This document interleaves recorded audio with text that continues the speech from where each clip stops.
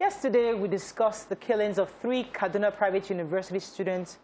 However, just yesterday, 2 other bodies actually were found. We will continue to put pressure on the authority to do everything possible to get these students released soon. It's a painful development, but not just for the state of Kaduna, but all for the entire nation as a whole. And this morning, we're just using a few minutes to remind the government of what they need to do to provide safety for Nigerian citizens. I just feel like our leaders could have done a better job of managing this situation. You know, there's a common saying, a stitch in time saves 9. Now, we are not at 9. We are at like 990 something. We could have dealt with this situation before it became this bad. People have been crying. We are going into a failed state. These security challenges are getting worse. We need to deal with the issues, the ideology, the lack of the idle hands. We had said these things over and over again, and we are watching. Like, I'm sitting here and I'm watching. I can go on YouTube and see 7 years ago, 6 years ago, when we were complaining. And now we are sitting down and we're watching everywhere burning. You see, we are the real Nigerians. We are the ones with stakes. Many of these leaders, let's think about it. Some of their wives are tucked away in Canada. Their children are tucked away in the US. They are only here. They don't have younger children. All their kids are grown up. They are adults. They may be moved out of the country. We are here. We are the ones raising young children. And we're seeing, okay, they're going to enter secondary school or go into college, and then they get kidnapped. We are the real, see, the Nigerians that should be having this conversation, that should be taking over this country, and Nigerians who have real stakes. Who have real stakes. Many of our leaders don't have real stakes anymore. And that's why it is convenient to sit down, have politicking, have having a meeting with the president said, I know you're interested, you have a community. So how do you change this?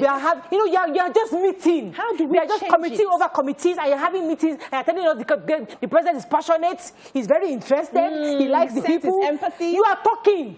We are talking.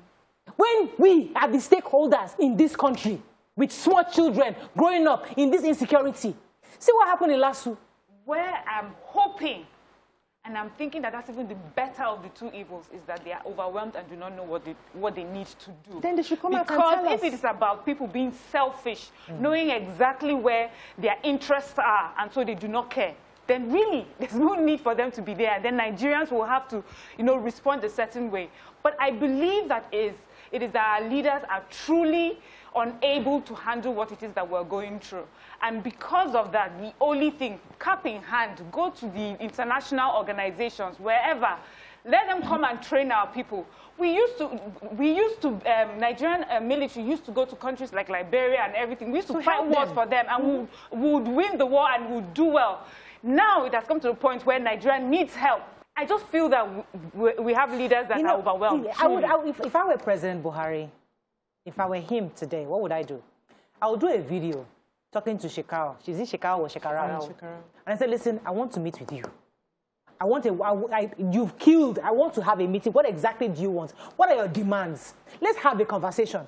Because the truth is that it's almost as though nobody is saying, they are bereft of ideas. So hold on. The thing is, I suspect that there's a form of sympathy towards this insurgency. There are people who are sympathetic to them for whatever reason, whether it's religious, whether it's ethnicity, whatever it is, they are sympathetic. So the stand that you expect someone to take and see these people as criminals, they are not going to take that stand because they are already, biased by their interest. That's one. Secondly, the political will is not there. People are putting politics, putting their political interests in front before the lives of the citizens. That's just it. If we can take out these 2 things, you will see that I know the president to be a man if he wants to act. That man is tough, but he is not ready to act. Tough.